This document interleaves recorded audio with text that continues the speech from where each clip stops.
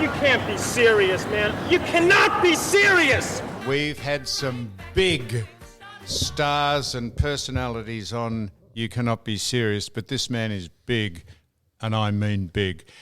Now here's an introduction, just a brief introduction, Mick. What, 6 or 7 minutes this No, month? there's far too much to read out about what he's achieved and who he is. Okay. But I was intrigued. He's the first Australian NBA basketballer to have the first overall pick in the American basketball scene. Is that right, Mick? The number one draft choice, you mean? What did I say? Well, you just said you didn't something say for about that. 70 words that we could have put in. Well, you 6. do it. Here we go. I'm about to introduce someone who's really big. Mick? Well, he's Just give us No, what I give said us the then. background, Mick. Yeah, the background. He's the first pick in the 2005 NBL draft, and that's right, isn't it? First Australian to be the number one draft pick. Yeah. Yeah. that's First what he is. Australian to be the number one draft Yeah. pick in the NBA, and he's been from Was the it 2005? You haven't introduced him. He's been from the Milwaukee Bucks, and then he went to the Golden State Yeah. Warriors. Then he went to the something Mariners. Then he went to the LA Lakers. This is the basketball aficionado, Sam Newman. And he's very big because he is Humphrey's son. Good one. Humphrey Bogart's son. He is Andrew Bogart. What a beauty. And he is a star, and we've tried to get him for months. He said he'd do it on the phone, but we wanted to eyeball him. And thank you, Andrew, for coming in. No worries. Great time to be here with your escapades the last week. Yes. I might get cancelled for being Hey, on hey, this. hey, Andrew, what did you make of all that? It's the world we live in. I think Sam's entitled to his opinion. He's entitled for people to go contra and give their opinion. But I don't believe in cancel culture, regardless of. You don't believe in what? Cancel Cancel culture. culture. It's a thing sweeping the world. Well, basically, if you say something, explain. I don't. If you I've say never something heard. that's not mainstream and not something that that the big boys like, Or the activists. So have you run into a bit of trouble? Have I? Yes. What? Doing exactly what he's done? Yes. You're outspoken, aren't you? Yeah, I'm very outspoken. You are. I just believe that if you're asked a question, you answer it as the best of your ability. I might be wrong, right? But I think as a human being, I expect if I ask you, hey, are we mates? And you give me this bullshit answer, I don't know where I stand with you. I'd rather you just say, oh, mate, I don't really like you that well. Let's not catch up in the future. Cool. See you later. All right. Well, can I ask you the specific, when you read what Sam said last week, given your professional background of so many years in the States, what did you think of it? I knew it'd be controversial because of everything going on over there. It's a very testy time in the US. But I will say this: I think what Sam said about the police officer was true. I think he should feel the full extent of the law. My frustration with the way Sam's been handled is that wasn't mentioned. It was Johnny boy. Yeah, well, look, I'm not advocating That's a fact. one way or another. I'm just giving you, what I think. I think it's an easy grab to take a sentence out of a podcast and put it in the Herald Sun or a the man. Age. But it's hard to put the full quote. But look, I'm for protesters going out there and protesting. I've got no issue with that. I'm against rioters. I'm against Looting. all that kind of stuff. Setting the country on fire. I just know if I was living there right now with 2 young kids and living downtown wherever, and I see things on fire, I know what I'd feel like. Would you be scared? I'd be very scared. Yeah, I'd be very But scared. is that right across America or only in isolated pockets? It is in isolated pockets. From the best of my understanding, funnily enough, I'm not a gun advocate by any means, but you funnily enough don't see it in the states that you can legally carry a gun. Andrew, are you, Really? I'm not a gun advocate. I that's just tacit said. support of. No, it's not. It's No, fact. it's not. That's a fact. What he's sort of saying. Well, I mean, Texas for the most part, you don't see it. but let me grew- extrapolate that. Hang on. Mainly What- because they're Republican run. I don't like. I mean, I know the left and the right thing a lot. I get labelled alt-right a lot, which is hilarious to me because I grew up being called a wog from multicultural background, faced racism as a young fella, all that kind of stuff. But I don't engage in left versus right. I think they're both full of shit. I think there's positives and negatives on both sides of politics. And my conspiracy theory is that the left and the right all have drinks after all this is said and done and laugh about the public. But did now look, I'm not trying to hold you to account for that, but did you not say law and order is better in places where people are allowed to carry guns? No, Did you not say that? he didn't say that. That I said what? Law and orders. You said that there's less trouble in states where people are allowed to carry guns. During this kind of crisis that's Outbreak. going on, I think that's fact, right? Like I think the cities where it's legal to carry a gun on you or have a concealed carry, I think there's been less rioting and looting, I believe. I mean, I could be wrong, but Would you not say that's logical, Mick? If you're allowed to carry a gun and someone comes Well, up the to worry- loot your store No, and but someone's got a gun, I'm not The advocating worry for me I'm is not- that you know, it would if you extrapolate that, it would be, well, if everyone's got a gun, there's law and order is... I'm not saying that at all. I'm not saying No, he didn't I'm not saying say I'm a that. gun advocate. I'm not saying everyone should carry guns. I'm just looking from afar into the bubble, and from as far as I've read and both sides of politics, and you try to navigate through the Fox News slant and the CNN slant. The best I've read is, Well is the done. cities that don't have that are getting overrun and rioted and looted. And I think I could be wrong. Look it up. I mean, I could be wrong. There could be cities that do have concealed carry that are also getting burnt down. You're but from- absolutely correct, Andrew. I can, and how you've just misrepresented what he said. This is why we have trouble getting our message out. He didn't say that in the Did first I misrepresent place. you? You did. I'm not sure you misrepresented me, but you tried to put me into a little Oh, box. did I? As a gun-toted You said gun-toted Texan, but no, I'm far from that. I'm far from that. I'm just looking at it as, you know, with a scope on, All right. on not being sided to one side of politics. All right, I have one more on this, and then I'll leave it alone. Do you have a gun, or have you contemplated getting a gun? Do I have a gun? No. Have I contemplated getting one? I mean, I'd like to engage in some hobby of shooting one day for sure. That's all. Not for your own safety. Of course. No, just as a hobby. Can't you read between the lines? Can't you shut up? He's He'd love capable to of have answering the... he'd like to have a Magnum 45 in his side of his pocket when he's in America. and in I'd case like him to have it, and I'd borrow it off him and put a bullet in your head. That is extraordinary language, Vic. You'll be that'll be the headline. Sheehan wants to murder Newman. Now, Andrew, do you know what fascinates me? Well, I'm just reading up about it, and you can tell me how all this works. Now, I bastardised it before, but you started at the... Tell me if I get this wrong. You started at the Milwaukee Bucks, then you got traded to the Golden State Warriors, then you went to the Dallas Mavericks, then you went to the Cleveland Cavaliers, then you went to the LA Lakers. How do you get traded, and what say do you have in it, and do you get any money out of it, and what is the procedure? I just don't follow it. I don't understand. It's a long bird it. question. So there's a lot goes into it. You can get traded. Basically, the short answer is you can get traded whenever they please. For the most part, yep, you can get traded, and you got 48 hours to then report to the next city. That's what kills you. If you got kids in school and all that kind of stuff, you generally leave the family behind, and you take off and you go to the next city. 48 hours you have to report. Do you have Yeah. a say in your salary or the... No, the salary carries on. So whatever if you've got a 5-year deal, you get traded in the first year of that deal.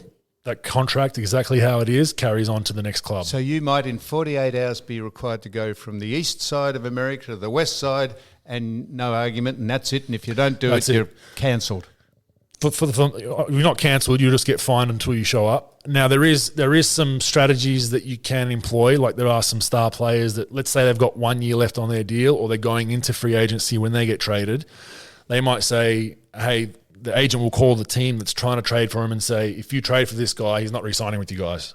So you can trade for him. He'll play out the 3 months Bit in of the season. argy-bargy. So you can do some things, but for the most part, if it's, if you get traded, you get traded. You're gone, and you got 48 hours. So why would Milwaukee, who picked you up as number one, why would they trade you to Golden State?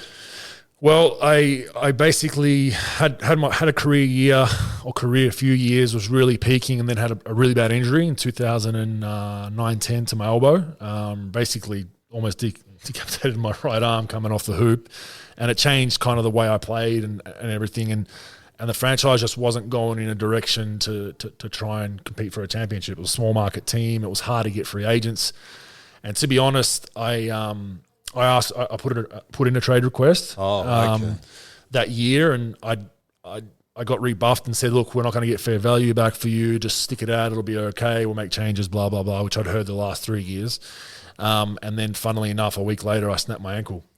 So they traded me while I was hurt, got some value back, which helped them straight away rather than me being out for a year, and ended up going to Golden State, who were a basket case at the time, and then that turned into a dynasty. So what I was going to then follow up, but you've kind of answered it. There's no emotional tie to an organisation or to a group of fellows as far as you're concerned? Or they concerned? Not the team. The organisation I definitely have fond memories of. I really enjoyed my time not there. The team? That's not your the team? players. No, not the players. Well, so you're not emotionally tied to the players you played with? We had, when I was in Milwaukee, we had 8 or 9 roster changes a year. Like the changes were just erratic. We're a small market team, struggled to compete, and it was 8 or 9 new faces in the locker room every year. So how did you gel if you weren't emotionally? It's hard. It's hard to build that camaraderie in the NBA. The very few teams that do it, the staple they have is longevity. And longevity in the NBA means they're together 3 or 4 years. That's longevity.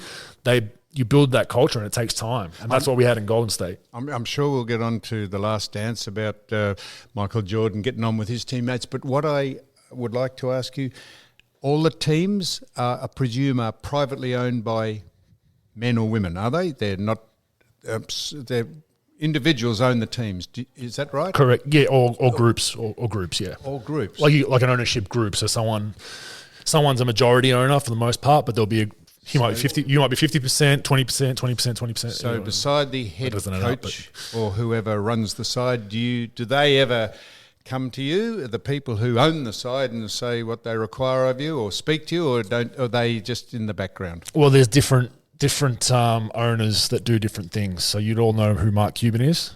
Yes. So Mark Cuban sits courtside at every Mavs game. When I played there for the year, he's in the timeout with us. He's what? He's pretty much in the timeouts with us. When we call timeout and coach writes up plays and we make adjustments, he's in there listening. Is that good? It's arguable both ways. He can put more pressure on guys, but he can also it's his money. Exactly. He's like, I'm spending this. I want to see what's going on. I want to see how my coach adjusts and all that kind of stuff. And you've got some owners that you never see ever. Never see. Does the first bloke ever have anything to say during the timeout? No, I haven't heard that. He's tried to. I've seen him pull guys aside before.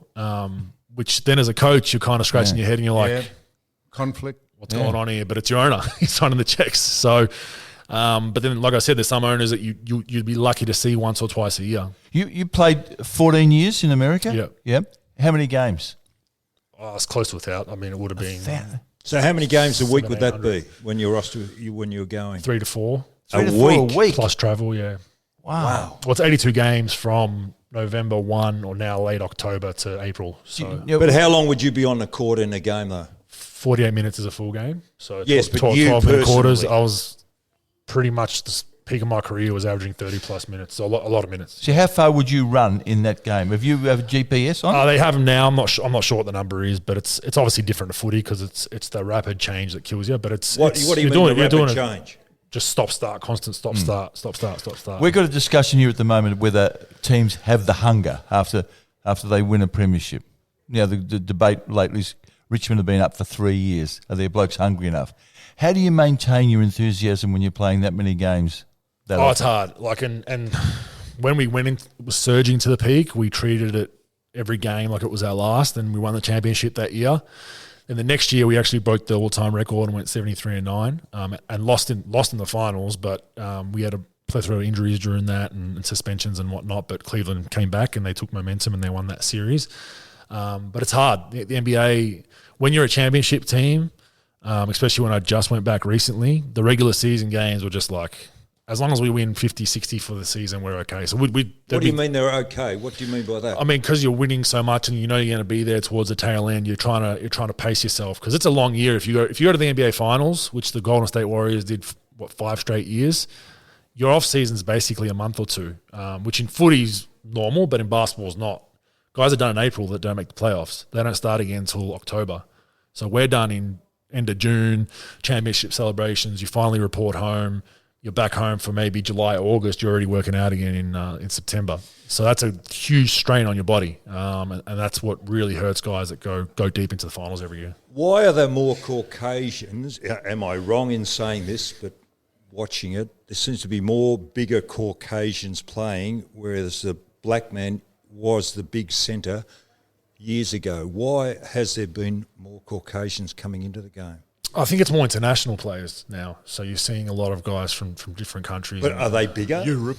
No, I wouldn't say so. I mean, I think the size and strength, I mean, the African-American guys are just physically imposing, athletic, and they have that whole mix. But you were imposing and athletic at your height, so you weren't intimidated. But there were guys bigger and stronger. Like, I mean, Dwight Howard in his peak just gave me fits at times. A guy named Dwight Howard just Gave you what? Fits. Like guarding him was so hard because he was 6'9", 6'10", so a little bit shorter, but just strong and explosive and just moved like a guard and could jump out of the gym, get his head above the rim, jumping.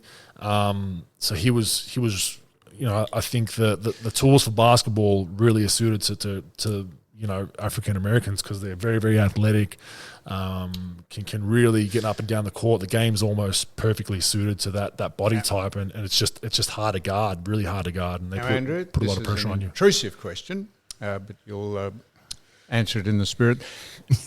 There's 325 million people in the States. What sort of money does someone like you attract on a seasonal basis with the sides you play? What is the average wage of someone who is at the top echelon? Well, I'm asking you, how much money do you earn? Yeah. I've earned a lot of money. I've earned a lot of money. I'm sure you can find it online. It is public, isn't it? Yeah, it is. Oh, is it? Public, There you Yeah. are. Well, So why don't you share it with us? Over 100. 100 mil. Yeah. over the journey? Over the journey, yeah. Over The journey, Yes. yeah. That's extraordinary, isn't it? And you Yes, pay your agent? Yeah, of course. they Yeah, commission- okay, so that commission. comes out of that? Yeah, taxes. Tax, California, you lose 55% of it. Wow. Really? Yeah.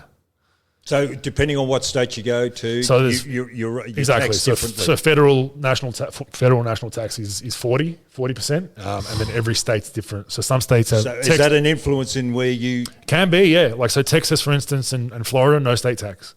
Higher property taxes, but no state tax. So you're already making 10% more there. California, New York, you're closer to a total of 50. So 55. you switched. You got to be aware of this, or do you rely on Some someone guys else are, doing? some guys aren't. But you might sign in LA, which is a higher tax threshold. But if you're a superstar, you might make that tenfold with marketing by playing in a big city. So, but if you're a middle tier player, like that's probably not going to get those marketing deals. That definitely weighs into the conversation. You've got two teams. One doesn't have state tax, one does, and there's similar offers. You're like, well, I'm making probably an extra 500,000. So you played for 16, did you say 16 years? 14 in the 14. NBA. So what would be the average annual salary if you take taxes now? What would you earn a year? What would I 7 mil. net? Yeah. Well, I've said if roughly, you take yeah. the taxes, what you actually get to spend. We basically cut it in half plus 5%. So you'd you're be probably on 7 mil a year. 45% off. What was- off the 100? So when- 45 out of 100. You're 7 million American dollars Yep. a year. When you were drafted, Andrew, you were a boy from Endeavour Hills, correct? You're the number one pick in the basketball world. Do you remember what the original deal was? The original deal it's set by the NBA. So Yeah, it's sure. set by, I think it was 4 years, 20 something million. 4 years. Wow. Yeah. So it's Yeah, that's not guaranteed too. So if you nick yourself in the first year and do something stupid, hurt yourself, you're getting the whole 4 years paid out. 20 million for the first 4 years of your career. Yeah, for the total of 4 years. Yeah. So what's Yeah. that? Yeah. Five a year. Wow. Yeah. Decent money. But like I've always said, like I think we earn too much money. You do think that? When you look at the community and you look at people, you look at just firefighters. I have some friends at fireys in California, and they're making nothing, like just saving people's lives. We're playing basketball, but it does come down to supply and demand, like our leagues And entertainment. Yeah, our league's in demand. The league's making the money, base of the money, and we're only getting the trickle down of what the league's making. So if the league doesn't make money, we don't. It's supply and demand, right? If that doesn't happen, then we're making it is hard for the public to understand that because you're making so much money. But I'm an advocate of, hey, we are making too much money, but what do you want me to do? Give it back? America, the rest of the world, as far as basketball, the standard was, or the epitome is America. Is the gap getting closer? And I'll go on and say, is Australia getting closer with regard to talent than it was a few years ago? And if not, how can they improve to get a little bit better? Oh, we're much closer. Australia is for sure, but America is still the pinnacle. I mean, when they have the thing with America where they struggle is they don't always get their best players suiting up for the national team. So in international events, they don't always have, the cream of the crop playing, whether they're in contract years, whether they've got injuries, whether they just want to rest. But Australia's come a long way the last 10 years. We have a roster predominantly filled of NBA players now, which when I first started with the national team was just me, and NBL and European guys. And the rest of the world's catching up. The European teams have always been tough. The international style of basketball is different. It's 40 minutes a game. It's 10-minute quarters, not 48. It's much more there's some different rules, so it's much more argy-bargy, much more of a wrestle, especially inside the paint where the big boys play. So it changes, and we've seen America lose many a time. But going into every tournament, generally America is the clear number one favourite, and everyone else is just trying to nip at their heels and hopefully have that one lucky game where they beat them. And what about in Australia? The best talent, is it being recruited into the college system before we see it, or does it ever come through into our national competition? Yeah, I think college is probably still the best way to get to the NBA from Australia. But there are unique ways to do it. Joe Ingles, for instance, didn't go to college. He grinded up through the NBL, went to a team in Spain that ended up going bankrupt, and then worked his way to Barcelona and Maccabi, and then now he's an integral part of the Utah Jazz. So there are routes now that you can take that can still get you there, and it all comes down to the time and effort and work you put in, much like anything in life. But the college system, you're under the nose of the scouts every day. A lot of NBA coaches, ex-NBA coaches are now in the college system, so it's a good good direct line to get there. They know what you need, so that definitely helps. But having your nose under the scouts is good, and college isn't a binding agreement. My thing with kids about, should I sign in college or go play NBL for a year and make money straight away? I said, look, go to college, and if you hate it, you can leave a week later. It's not a contractual agreement. They're not paying you. And there's kids that have done that. They've got there and I'm homesick. I don't like this. I don't want to study. I'll just play basketball, and they come back and then sign in the NBA. Brett Brown being over in America, or you coached here in Australia, then went across and coached in America. Did that open the door for Australians as well, or made people aware of Australia? Somewhat, yeah. I think that helped. He's an American fellow originally and then came here, and I think it helped the NBL first and foremost. Like, it's a good pipeline for coaches, even players to come, build their game and then go back. But it's interesting. I think there's just so much dynamics now, especially with the world and how quick you can get access to even like a league in Estonia playing, Croatia. A skiing league you can get and probably watch live now. So you've got access to different leagues and sports, and you can just find everything. And I think it helps, especially leagues like the NBA actually find the best in crevices where you probably wouldn't even look, 10, 15 years ago, or be able to get to. Speaking of looking, Don, every now and again, could you look over at Mick and I in case we wanted to ask a question? Sometimes. Well, you just keep looking at Andrew. Mick and I have just banked up here waiting for you to look over so we can give you the nod that we want to ask. This is a passion of mine, and I'm very sorry to get carried away. Well, Tatora, just share the passion with Mick and I. Just look over. Well, listen, and we want to be. We're listening. We have no choice. Okay. Andrew, you're a St John's College boy from Dandenong. You played some footy. Did you ever have a situation where you had to make a choice or not, or was it always clear cut? I did Vic kick, which shows my age. It's now Oz kick. Yeah. I did Vic kick when I was a young fella, and that was about the kind of peak of my footy career. I enjoyed it. I loved it. Old lady didn't like it, getting in the car all muddy and wet in Melbourne winters and sitting outside for the most part, or sitting in the car. And then I changed sports a few times, and then basketball was kind of it for me. What age? Once I took up kind of social, organised basketball, I think was 10, 11 years old. Oh, is that all? So I was a bit late. You didn't get to a point where you had to make a choice? I never got to that point. Never got to that point. I don't think we could do it because I had an older sister as well, and my father ran his own business as basically a mechanic, carburetor, fuel specialist. My mum worked for him, so we just wouldn't have the time. So your parents were from Croatia? Yep. They immigrated here, and you were born here? Yeah, I was born here. My parents came over both at 16 separately. Didn't know each other. Met here at Croatian function, obviously. Yeah. And that's why I'm a big advocate for Australia. I mean, you got two immigrants. My father didn't speak a word of English and built himself into a respectable businessman running his own business. You might have met Don before. Did really well. What does that mean? Don doesn't speak a word of English. Don, you got another question, or can I jump in? Bowden Babachek. Yes. Bowden, Baba, yes. Now, for those who don't know, he was a phys ed. He's a phys ed at Hawthorn. Yeah. Where did you go, Andy? Was it also went to Melbourne there? He's still doing his private stuff. In actual fact, Michael, what's that young Higgins who plays at Richmond, who had the brain injury? Jack Higgins. Yeah. Now he has recovered, but he was doing his pre-season with Bowden Babachek.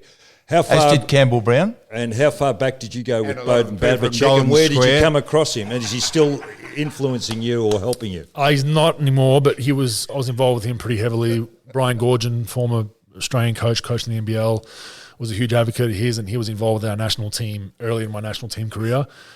He's for those who don't know, he's a big running technique guy. He's all about getting your running technique right, so you're not pulling on your hips or your back or hurting different things. And I did some work with just basic running technique with him, and he's a guru in that field. A lot of people, one of my good friends, David Anderson, NBL player, played overseas. He still works with him to this day, but he's a great fella. Loves a chat though. Sometimes mid-workout, we'd be 20 minutes into a chat and I'd be all cold and be like, mate, can we start the workout again? But he's an awesome fella, and I've got a lot of time for Baba. All right, Don. Now? And now, Just put your hand up. Yeah, well, Treat it like school. Don's just, when he's on a roll, he's I'll choose the question. Now, give us a bit of goss. Do you have an opinion on, good or bad, on players or personalities that you've met in the sport that we would have heard of? Just give us a snapshot of some of them. What about Kobe Bryant? Did that affect the demise of Kobe Bryant? That was huge in the States. Did it have an effect on you? Did you know him, or was the outpouring warranted? Yeah, I mean, one of the greatest players to ever play the game. One of the greatest players. He's still. That's a debate I don't engage in because it's just pointless. Well, we're going to ask you about it when we just get the to different. I hear, even in footy, the different era debates are just pointless because there's so much that changes, and I believe that I'm not going to be one of those old blokes like Sammy that thinks my generation was always better than the next one. I think Andrew, that's completely unfair. I don't think completely unfair, but accurate. I think the game just was pulling your better. chain, getting your fight up a little bit. I think the You've had a game stressful couple of weeks. It's good to see you smile. Thank you, Andrew. I'll take that on advisement. Andrew, you said you're not going to compare them, but we're obviously going to get to the Last Dance. Yeah. The Last Dance. You would have watched it. Yeah. What did you think? And B, what's your view of Michael Jordan? I enjoyed it basically because that was my adolescence and childhood was the Bulls era. So I correlated that to like, hey, it's my childhood. So it brought back those memories for me of just being, the Bulls era was 11, 12, 13 years old for me. So the start of my basketball journey was when they were in their peak. So that triggered my brain for some reason, shooting in the backyard and watching Luke Longley and Tony Kukoc and Michael Jordan and the Chicago Bulls and all that, and really enjoyed that. So I really enjoyed it from that aspect. I think it was obviously heavily swayed to a pro Michael Jordan piece for the most part. I mean, I don't think I've listened to a few podcasts about some people that followed that era, and they said that a lot of it's not factual. There's a lot of fibs within it. Fibs. There's lies. Just a lot of stuff that's can here or there and left up. But can you be specific? I can't comment on that because I wasn't in the era. But I'm just going by other podcasts. I mean, a friend of mine, Ethan Sherwood Strauss, he has a podcast over in the States, Beat Writer. He had a guy on that was basically a connoisseur of the Bulls era and just basically was like a lot of it's not right to an extent. Nothing serious, but just throughout the run there was some things. PR exercise for Michael Jordan. But rightfully so. I mean, he directed it himself. So did he? Yeah, and you can see sways of it. He had his hand on a lot of it, but rightfully so. He's probably the greatest player to play the game. Probably. Yeah, I'll probably still put him up there. I think LeBron's, but like I said, I don't like comparing eras. A lot's changed. I mean, but they're not too far apart, though, are they? Jordan and James. Yeah, but I'd like to think in 10 years, anyone that plays most guys that play my position in the NBA are going to be far better than I was. And then the next 10 years, I think that's just your shoes have changed. The refereeing style drastically changed in a decade, like massively. Like when Jordan played, it was rough and tough. He's getting beaten up right now. LeBron comes in the keyway, awesome, one of the top players ever to play the game, but you can't touch a superstar player coming inside the paint. Is that right? Yeah, no, that's just the reality of it. They get the benefit of the doubt of those real tic-tac fouls. So you're saying it's the same. Look, we say here that the umpiring has changed and it's far less physical out on the ground than it used to be. Same thing in basketball. 100%, and fans don't want to see a wrestle. You know, the fans don't want to see. That's what we're told. The fans don't want to see that rough and tough. God might get That was always the go in international basketball, though. It kind of still is. The Tiggy Touchwood stuff, whereas the American stuff was kind of let go. Back then, now it's kind of changed. I think international now is probably more physical than the NBA. And the NBA, and like I said, it all depends who it is. There's superstar calls in the NBA. Don't ever doubt that. And that's the reality of it. It's arguable. Do the superstars deserve that? Maybe because they've worked themselves to be the best player on their team or in the league. But it does from a fan watching it, you can clearly see it, especially once you've been involved. What fascinated me was Go ahead. Thank you very much. You're going to sit back today. What fascinated me was your return to Golden State after coming to Australia. Obviously, you had a lot left in the tank. Why did you come to Australia? A lot. I got moved a couple of times. So I moved from Dallas, was there for half a year, went to Cleveland for like a week, broke my leg, then went to LA. So I was kind of all over the place and just had a newborn at the time. So that was frustration one, was moving houses, baby-proofing a house, moving all the stuff. It's easy to do, and it was just myself and my girlfriend at the time, who's now my wife. Just pack up and leave, right? With kids, it's a different story. So then going into after the season with the Lakers, my grandfather had passed away, so I flew back to Australia for the funeral. And I was like, my wife was pregnant and she was due in 4 months. And I was like, well, do I go back? It's February. Do I go back and pick up a deal for a playoff run? And I decided against it, decided to stay in Australia. And then my wife, it was diagnosed with a high-risk pregnancy. So that was very, very stressful and concerning. And I was like, probably not the right decision to go back to America, even for a year, which most likely would have been on a vet min deal, still decent money. I'm going to stay in Australia, base myself here. So then the next thing was, well, maybe I can sign in the NBL, and that's how those negotiations started. So I signed with the Sydney Kings, and kind of the rest is history with how that all worked out. Now, What does that mean? Explain that. What's that? The rest is history. How it all worked out. Was it I'm in the mindset of I went played. We got the club back to a respectable level. Made the playoffs. Then went to Golden State. That's what I meant by the history. So they went to the Golden State Warriors, then did the World Cup, and then came back again, made the grand final. It looked like it was beneficial to you physically because you seemed much fresher. You're playing once a week, I suppose, over here. You looked 100%, far more no doubt, and that was athletic when you played here. That was a minute part of it as well, was to get to the 2020 Olympics in the best physical shape I could. I knew if I played in the NBA solely up until 2020, my body probably wouldn't make it. I'm going to be honest. Like, I wouldn't make playing 4 or 5 games a week because my body's just been banged up throughout my career. So I thought 1 or 2 games in summer in Australia, back home, plus the wife thing, it all just culminated into like, this is a no-brainer decision for me. It was never, I'm going to go back to the NBA.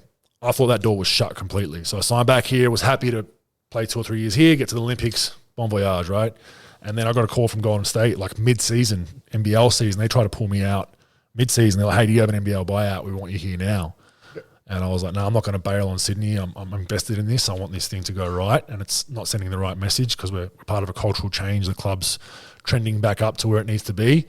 And then at the end of that, I signed over there, and that's what I meant by the rest is history. Like, it's, now, Don, you mightn't be cognizant of this fact, but I'm in control of the panel here. So you talk again. Now go on, keep talking. Speak. Andrew, you don't seem it. Yeah. No, I've turned you off. So you just let me have a question or I'll turn you off. Don, you're a very good man. I've got some... You know nothing about basketball. I'm not going to ask him about... In fairness, he doesn't get a lot of say usually on the podcast. Thank you. I have listened to a few. And he does. He's probably... It's probably 40, 30, maybe you get the rest. We would say 80, 10, 5. Andy... For the unwashed who listen to this, who I'm going to ask some other questions about you that might not necessarily have anything to do with basketball, but it seems incongruous after some of your controversial statements. You rushed back to play here in what you described the NBL as a bush league. I think you said we were a bush league here in Australia. In what context, though, did you? Well, you said obviously bush league. I think you said the man who runs it. Well, I'll give you an example. So there's a man named Corey Homicide Williams, right? Homicide's his nickname, first and foremost, which is a separate case. But he's just prodded me since I've got to the league, which is fine. I can take prodding. Of course. But at times he's called for nothing to do with me. He's called for guys to be sacked. He's called for guys to be demoted. That guy should be in the minor leagues. So he's a what would you call it in footy? He's kind of a... Is he the CEO or not? No, Corey's a commentator, right? Oh, he's a commentator? He's a commentator. Oh, okay. What's that? He works for the NBL. That's my issue. Bingo. So I have no issue with people, being controversial. Andrew Bogut sucks. He should be this. He should be that. No problem. When you're employed by the league, that's a problem by me. He's physically employed by the NBL. So that's what I said was Bush League. That direct relationship is Bush League. It wasn't so much calling the whole league a Bush League, No. which grew a bit of legs, which is fine, whatever. Context, John. Context. well, I was just asking him the context. So basically, the NBL 5-6 years ago was in the dumps. Larry Kesselman's done a fantastic job opening his wallet first and foremost. That was needed. We needed someone that was passionate about the game and had money. Larry Kesselman, great. But 5 or 6 years ago, you needed a Corey Homicide Williams to say something controversial to drum up interest, which isn't a good strategy, but it was a strategy the NBL and basketball itself had. I had calls from Basketball Australia before we played in the New Zealand series at times. I had a call from someone in PR saying, can you say something controversial about New Zealand publicly? I'm like, what? Oh, yeah, we're not selling enough tickets. We need some controversy. How do you shear your sheep? Yeah, we don't shear them. We keep them for ourselves. I should have called you. But anyway, to finish that, Sammy, not to cut you off, but that's more my point is for the league to grow to professional standard like the NBA, that would never happen in the NBA. So he got up your nose, did he? Yeah, numerous times he has. And I've gone back and forth with him, but I have no issue with that. I have no issue about going back and forth to someone and they're a paid, journalist or they work for a paper. But when they're paid by the league, who is supposed to be a professional sporting organisation, that's the Bush League part of it. If he's employed by Sportsbet or you guys, comes on and chucks darts at me, go for your life, mate. Probs. All good. Now, we had another Andrew on here, another star of your sport, Andrew Gaze. You got on to have a good rapport with him. Think he's a star? Yeah, we're pretty good. I mean, Don't overdo it. He coached me in Sydney. Yes. So pretty good relationship. Yeah, Pretty good. Pretty good? Well, obviously he's not the coach anymore. So No. Oh. I shouldn't So laugh. did you have Gazy, something to I do didn't with mean that? to laugh at But that. I didn't have something to do with that. His deal was coming to an end, and I was asked or basically told we're looking to go in a different direction. So Why would you have, given your prowess, why would you have clashed with him? I didn't clash. You didn't. You said that. I did. Yeah. Come on, Yeah. Mick. No, I've never clashed with You Drew. didn't. I mean, So your relationship was good.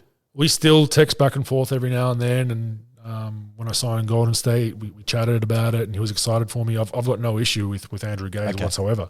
And I think he did the best he could with what we had in Sydney. But look, I mean, I think as far as moving on and continuing to surge as a franchise, it was probably the right decision.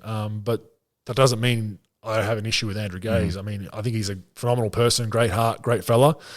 The coaching thing just didn't work out as we all would have liked with Sydney. I asked Andrew when he came on, why aren't basketballers two-sided? He didn't give me the answer I wanted. Two-sided in what sense? Two-sided. Or two-faced. Shoot both left and right. You're idiots. Shut up. Shoot left and right, go left and right when they go, simply because you can open up the basket both ways. So why? Well, you can go both ways, ball handling wise, but it'd be similar to footy. When you're kicking your set shot, you're going to kick it with your preferred foot, and when you're shooting a ball, you're going to shoot it with your preferred hand. Now, within the close confines of the basket, a lot of guys use both hands. I do a lot. I use probably my left more than my right, closer to the basket, because I feel like I have a better touch. But as far as shooting longer shots, you're generally going to stay with what hand you're comfortable with. So why isn't that side of the thing adapted, that you are two-sided? Or just perfecting your shot in general is hard enough to do with your strong hand. So you're investing. But if you learnt this as a young boy, but then you'll become ambidextrous. I think so. To an extent, yes, but then you're questioning, like, you're at the free throw line, what hand do you shoot with? Well, it's up to you. It's just like I know, but I think it's such a fine motor skill that I think if you spend 100% of the time on one hand, you'll be a better shooter than spending 50% on both hands, if that makes sense. That's logic, Don. Yeah. Well, It's debatable. You're still pushing on with that? It's debatable, but anyway. You'll think these are obvious questions. You've probably been asked 100 times, but we'll do it for the sake of the people listening. What is the drawback of being Well, you're 7 foot tall. What's that? 213. 230? You say 3. Did you start with a 3? 213. But did you start with a 3? We're going to say 3. That's 9'6", isn't it? Wow. No, Speaking of logic, well, the high. You know what the high jump record is? it'd be Just 3, as a matter of interest. 3 meters. something. 245. Is it? Isn't that extraordinary? Yep. That's 8 foot. So the drawback of being 7 foot when you travel or just living, bed-wise, driving a car, your partner. What is the drawback? My partner. Partner's got to do it. Well, if you're going out with someone who's 5'4" and you're 7'1", when you're toes to toes, your nose would be in it. When you're nose to nose, your toes would be Not in always it. a bad And then thing. After the rest, you may as well draw a lottery. Now, Andrew, what are the drawbacks of being so big that it bugs you every day? Well, obviously, there's the things that you just mentioned. The things aren't built for. I feel like I'm discriminated against, and I'm potentially going to start writing some letters. 'Cause I have to duck in every doorway, and nothing's built for a big fella. But honestly, the daily stupid questions I receive. No, well, I Not from you. No. I wasn't shot at you. I'm just saying. did. They're not even questions. I get statements. Yep. People walking up to me and saying, "Gosh, you're tall." I'm like, That's right. What's the weather like up there? yeah, All but that what, stuff. what do I do with that? What do you want me to say? Yeah, like, so- "Gosh, you're tall." Yep. Yeah. My Well observed. arsehole response has been, "You have fantastic eyes." Yeah. They work really. I don't know what to say. Where's this conversation going? I've got a mirror at home. I got to duck under shit everywhere I go. I know I'm tall. Shouldn't know you're tall, yeah, I don't need to be told every day. Yeah. And it's probably a soft spot because I was bullied about it in school, right? So I copped Bullied a lot about of, being Bullied tall. about your height. I copped it every day, man. Really? Every day. Lanky C. The lanky Really? C, the C word, lanky C every day. Was that racially driven, do you think, or not? I copped some Or just- racial taunts as a young fella. I'm not going to lie about the WOG stuff and all that, which is perfectly okay these days when it comes to WOGs for some reason. But Was that a it's simple motivating conversation. factor for you when you took to the basketball court? For sure it was, yeah. And I was a minority coming up playing basketball. Like You were what? A minor? I was a minority. Like, I was Croatian. My parents weren't in with the parents. They didn't feel comfortable being with other parents, and there was the cliques. Within junior sporting clubs, there's the parent cliques. My parents are sitting far over there by themselves, so you notice that as a kid, right? And that's just how it was back then. Like, it was a different time. And, But Dandenong was a very multicultural area, wasn't it? until you got into for the most part, until you got into the organised basketball club, playing junior sports expensive. So, like, as you fellas would know, if you got kids, like, it's not something that people that are migrants or that are running their own business just trying to make a living can afford to do on a large scale. But I thought sport would be a great introduction, a great For the most part, barrier breakdown. It is what it isn't. Like, and that's just life. Like, human beings, there's assholes out there. Like, I don't necessarily think that they were racist. I just think there's people that were just assholes and just were like, "Oh, you're an outsider. We're going to put you over there," and just something you have to deal with. Now, Croatians, they fascinated me as a nation. Would you shut up? I wanted to just mention, he was talking. Why are there so many good sportsmen come out of Croatia? Good question. I don't know. I think genetics plays a big part. A lot of tall, athletic, strong people come from there, and I think it's Steroids, drugs. I don't know about Croatia. That's more Russia. Russia, sorry. Is Djokovic Croatian? Serbian. Yeah. Serbian. Yeah. Sorry. Oh, See, I got nothing against Serbian people. Like, much to the detriment of probably some people in the Croatian community. I've got two of my best friends are Serbian, right? So I look at all this stuff where we're looking back into history about certain conflicts that have happened hundreds and 200s of years ago. We still hold on to that like it's, which is arguable whether you do that or you don't, right? Like, my family was in a war in the 1990s. Like, I had grandparents calling me, like, "We're getting bombed right now. We might not hear from you again." Calling, like, my mum's dad was calling us, like, "We might not see you again." Which war was that? The Civil War in the 90s, one of the most brutal wars of the last. Bosnia. Bosnia. What was the bloke? Unbelievable. What was his name? What was the Chesnikov? No, the That's a rifle. who was the president of Milosevic. Milosevic? Yeah. That's right. But it's, to my point, it's Close. I should by theory despise every Serbian person I see, right? It was during my lifetime. Like, this is bombs during my lifetime. Yep. I've got no issue with, like, if you're a good person to me, Yep. you're a good person. Skin color, culture, creed. But I have every excuse to say, all Serbs are. So what about your parents? How did they cope with that? At times it was a struggle because they had Serbian friends too. So then you're in this mix of, like, the Croatian community doesn't like you because you got a Serbian friend, and then, like, they grew up in former Yugoslavia, right? So it was like Serbs, Bosnians, Croats were all one, and then this war happens, and you all hate each other all of a sudden. Very similar cultures, ideals, everything's very similar. But back to my point is, one of my best friends is Serbian. I got no issues with that. We even talk about like some political war stuff, but we're good people, right? So it goes back to my point of, with everything going on in the world right now, it's judge the person based on who they are as a person. Don't base them on who you think they are because of the way they look, or you might think, this or that. That's just bullshit to me. And unfortunately, it's not going to change because you've got asshole people in the world. Like, human beings are assholes to an extent. There's bad people and good people, but you're not going to change the assholes. You just circumnavigate them and try to push them aside and keep doing what you're going to do. How are we going here then? We haven't qualified for any of that, have we yet? No, all good. No, okay. I mean, I'm deemed an asshole, so. So, Andrew, so your height, what sort of car do you drive? I've got a reason for asking you this. Got a four-wheel drive. A four-wheel, so you can get into that, all right? Yeah. So I think I have out in my warehouse here a car I bought from your warehouse, a 429 Boss Mustang. Correct. You imported that, did you, from the States? I didn't, or? but someone I was working with at the time did, yes. Yes, that's correct, and is the pride and joy of my collection. That's a very pricey car, gents, just so you know. It's probably worth most houses. Is it really? Give us Is a it? price on it. What's that? Give us a price on how it. much? Half a? Yeah. $500,000. No, at least $500,000. That's what it's worth, yeah. $500,000. $500,000 American. No, they sold one for $550. If you touch that microphone one more time, you The dumbass. thing is coming off the Because table. you keep touching it. Andrew, I've been out to your warehouse out in Dandenong. Yeah. And you are a devotee of Brock Tirana HSV cars. Commodores, yeah, not Tyrannas. Oh, Commodores. Yes. I beg your pardon. Yeah. Do you have the full? Why did you start collecting them? Just tell us what you do have. Oh, that's probably another podcast. If I run out of time, I have a lot of cars. Look, my father was a mechanic, carburetor fuel specialist. So for me, growing up, a lot of times I had to school holidays. I'd have to go with my dad to work, and he'd put a hoop up there, and he'd work, and I'd do my thing there, and I'd see a lot of these hot Commodores coming in and hotted up cars and muscle cars, and it's always like, wow, that's so cool, and never dream of affording it, right? So that's like how most car collectors' collections start.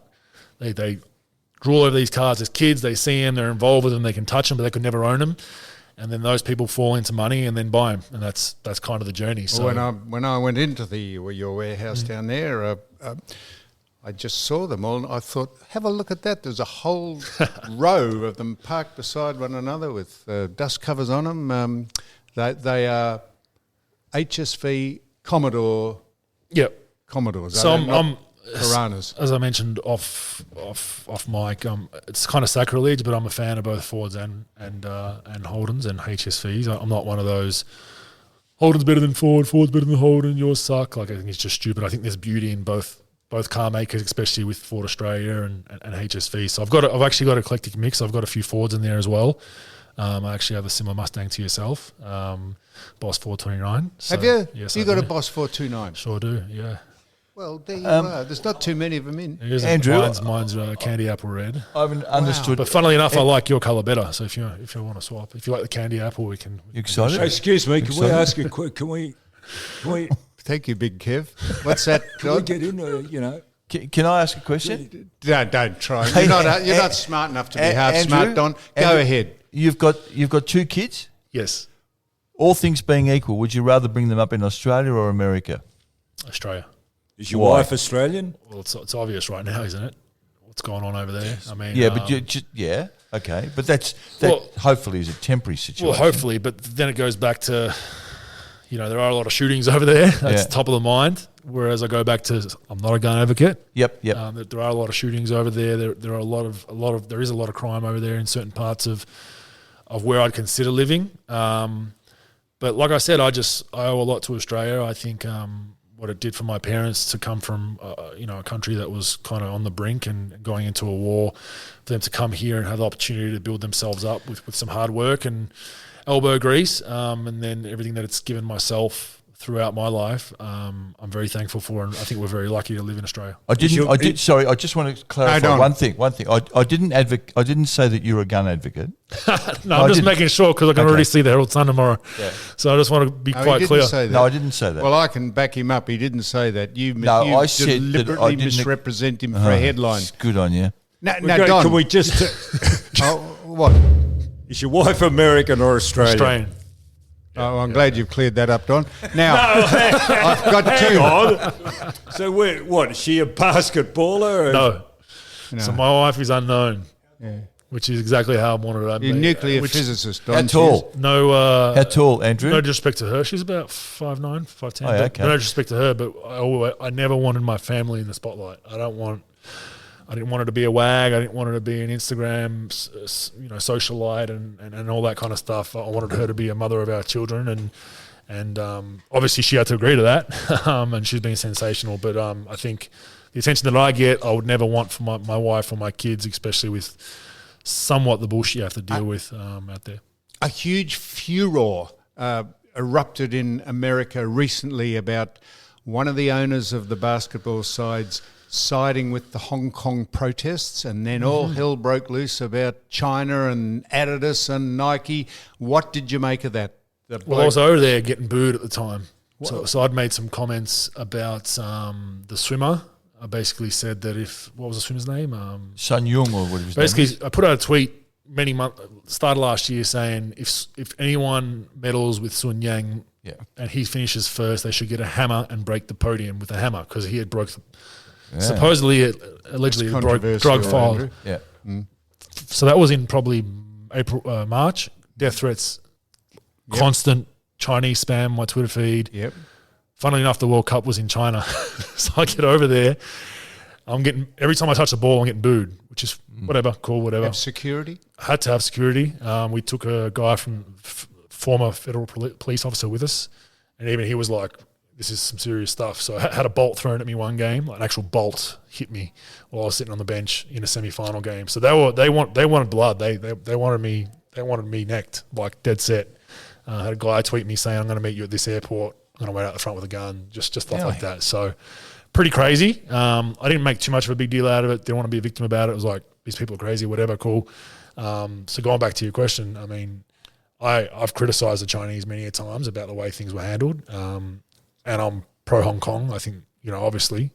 But the hypocrisy of celebrities and athletes that will not comment on that issue, that will comment on every other thing when it comes to human rights, absolutely mind boggles me. And So I think why would you put yourself out there that you cop Because these, he believes these threats? Well, me initially, Yes, it was a joke, taking the piss. It was humour. was it? I was like, I literally said, whoever finishes on the podium with Sun Yang should get a hammer and break the podium. So it wasn't as a joke. It became a political statement, but your intention wasn't. Well, it wasn't a political statement. It was he's a drug cheat. So it was a joke because he'd supposedly broken vials with a hammer. Yep. So it was a joke. I was taking the piss. Like, who's going to break a podium with a hammer? Yeah. But I got death threats because it was like I was anti-China because of that. But going back to Sam's question is like we've got, especially in the NBA, athletes talking about human rights, especially the stuff going on over there. Fine, by all means. But then they get asked about China. I don't know much about the situation.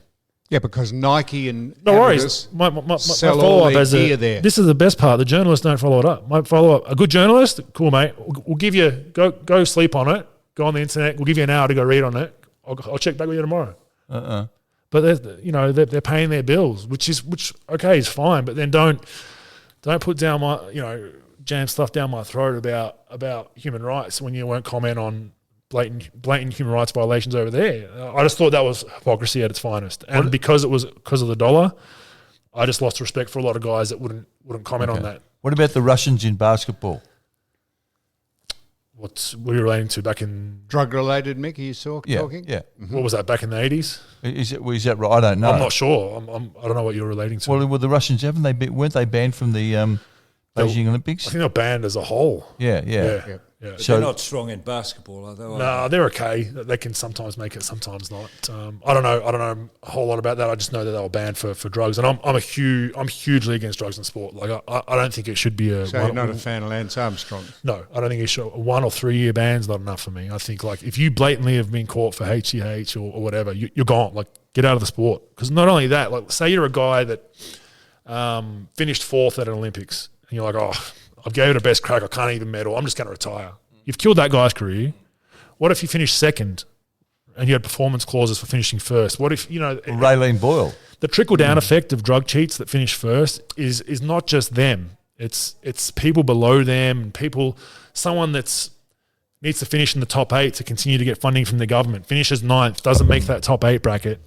He's probably just going to be like, I'm just going to go back to being, a chippy or whatever I'm doing. The trickle-down effect for me of drug cheats is more than just them. It's massive. Did you do anything academically when you were doing college in America? Basketball for the most part.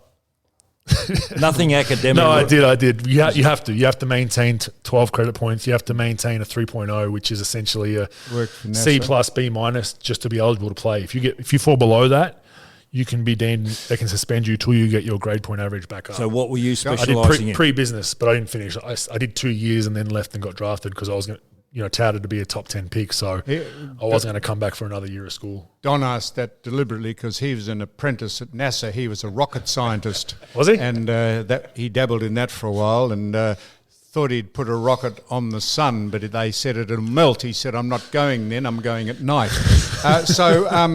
Andrew, we've never done this before. We've got a book of ifs here. That you've bookmarked, right? Yeah, no, ifs. I won't ask you this question, but it just caught my fancy, so I'm not asking you to answer this or any of us. But it says here, if you had to be the underwear of someone famous, who would you choose to wear? Whose underwear would you choose to be? So I won't ask you that. So I'm going to ask you this, and I know the answer. I bet I know the answer to this. This is just a simple question. If you could eliminate one thing you do each day in the bathroom and would never have to do it again, what would it be? I know the answer to that. Shave. Why'd you ask him? Well, would you think that'd be shaved? Does shaving annoy the shit wouldn't out it be of you? mine first choice? What would not a bluting? Mm-hmm. Yeah, well, you don't. You hate a bluting, do you? No, well, I'm just saying if I had Sorry a choice about this, Andrew. Well, I prefer not to because I've got kids. So if is it just for me or for other people too? No, just if you could eliminate one thing in the bathroom you do, wouldn't it be shaving? I don't mind shaving, as you can see. But yeah, I'd probably. There's 100 ifs. I just the old poo would definitely free up a lot more time for me. I agree with that. What? That's logical, Having isn't a it? poo? Although it does get you in a good mental state at times. You can have a good read. And it is a quiet place when you've got kids. Winding this up. You can revel in a good bowel movement, Don, can't you? Andrew. Listen, before You ask him. Ask him another. I'm going to compliment him. Yeah, Compliment him because you're the first guest that we've had. You ring up a lot of people. Oh yeah, well come on, I'll do it when I'm. I'll ring you, but you're actually the first one that's followed up on what they said and promised. So I totally agree. and you had nothing to do with it, I had Don. nothing to do, but No. you. Well, thank me. What do you mean? I'm he's the first thanking guest? him. I'm thanking him for honouring his Andrew. promise. Well, testy Sam. times. My wife was worried. I'm not going to lie. She's like, you still does that going on mean? that podcast? Why? Well, because of this banana over here. Well, what do you mean? He's had a controversial week. So my wife's like, "Oh, just be careful. You're going to get thrown Yeah, under." yeah. Your wife is a very You're smart woman, Sheahan. Andrew. Is she a Victorian? She was taking the piss a little bit. Did you hear that, Sammy? She was Is more she laughing about it. Is she Victorian? She is. She was more laughing about it. This banana over here, Yes. that was you. Yes. Now, that's right. Mick, if anyone's Mrs. speaking to me Bogut at said all, that. I don't care what they say, as long as they're just saying something about me. Wishing to be in the media all the time because it's a If I happen to get cancelled, you guys will receive a letter, by the way, within a week or two. What's that? anything from being on Just this being forum. on a podcast with Sammy. Yeah. This Andrew could be Bogut. detrimental to my career. Yeah. Yes. You're not a relation of Humphreys, are you? No, I heard that in high school. Not very creative. No. Thank you very much. And Don is absolutely correct. We asked you many months ago and you said, mate, when I'm available in the studio or in the podcast area, well, come in, and you did, and we thank you very much. No We worries. do. Cheers. Andrew Thanks, Bogut. Andrew. Very enjoyable. Oh, good on you, Don. Well, I'm glad we made you happy. That's the only reason we do this. Well, I've just said goodbye and we go out with Daddy Cool.